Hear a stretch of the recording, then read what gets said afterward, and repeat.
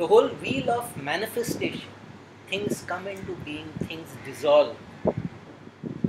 That is called samsara. And the process by which worlds, people, lives come into being, dissolve, experience, the process or the power behind that is karma. Karma is what creates and maintains the samsara. Now, all spiritual practices and all enlightenment, the ultimate aim is to be free of karma, break free of this process that keeps putting you back onto the wheel of samsara. Now, there are multiple ways. There are multiple ways and multiple approaches. It does not matter what way or what approach you take up. What matters is seeing it through to the end. Seeing it To the end. Most people, they do what I call spiritual supermarket shopping. They are hopping from one process to the other. They never give anything an opportunity to work out. Now, if you are taking up a process, you need to give it some time to deepen within you and start transforming it. Then and only then you can start dealing with karma. Now, the end aim of all spiritual process, at least in the East, it does not matter whether Hindu, Buddhist or Jain, was fundamentally to roast all your karma so that they can never sprout. I explained last week that prarabdha karma, once activated, you cannot stop. But any action that you take, any action that is going into your agami karma, your agama karma, the karma of the future, any action that is left in your colossal storehouse of sabija karma, all of that you can actually roast. You can actually render it inert, null. Meaning the vibration remains but it cannot activate.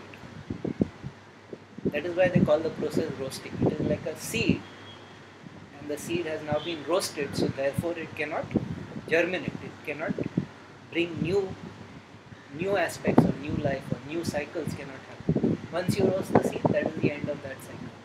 So the process, any spiritual process, of course, spiritual processes have impacts on your daily life, on your normal life, routine, everything. But the ultimate aim of every spiritual process is to shut this whole cycle, this whole pain, pleasures, sorrow, suffering, joy, happiness, and it just keeps swinging from one extreme to the other, and you are not in any sense happy, you are not in any sense joyful. You are at the mercy of the external environment. Depending on the external environment, you swing from one emotional extreme to the other. Spiritual processes fundamentally create an internal environment. They create an internal energy environment of such stability that no matter what happens to you from the outside, you are not shaken. That is what is in the Bhagavad Gita called the state of Sthita Pragnya, where the person is established in a certain vibration, in a certain mindset, in a certain zone of possibility that he is now sthita. He is now firm. He cannot be swayed. He cannot be pushed around. He is no longer at the mercy of environment and external circumstances. He is no longer the victim of external circumstances, which does not mean that unpleasant things do not happen or wonderful things do not happen. It only means that he is not affected anymore. He has become sort of waterproof. And all processes are to come to that state where the stickiness, karma has a sticky aspect, where the sticky aspect of karma does not catch onto you, onto your psyche, your vibration, and any actions that you do not have that same sticky quality. See, because when we do certain actions, unless we are in a state of complete freedom, we leave an energy residue in the place where we do that action. Which is why hospitals are places of very negative vortex of energy. Prisons, police stations.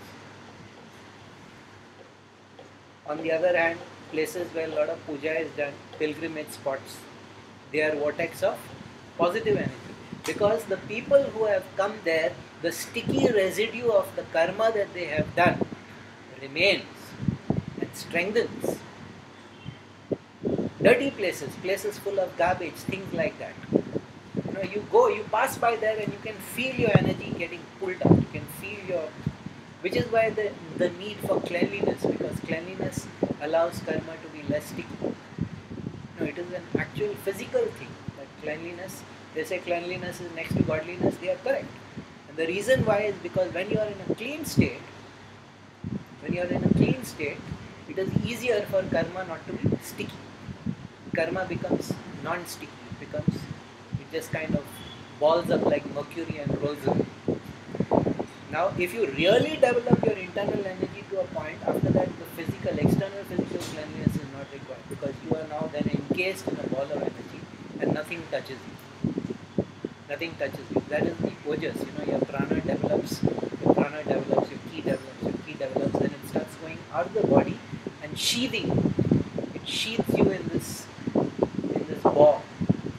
It's like a sphere, and that kind of basically protects you from all the nasty aspects of life. That requires a lot of conscious development of your prana. And then that person is known as the lucky person, because the normal issues in life don't seem to affect that person or the normal person. People who are born lucky, naturally their ojas is very strong, but we can actually develop our ojas. Any kind of kriya, any kind of meditation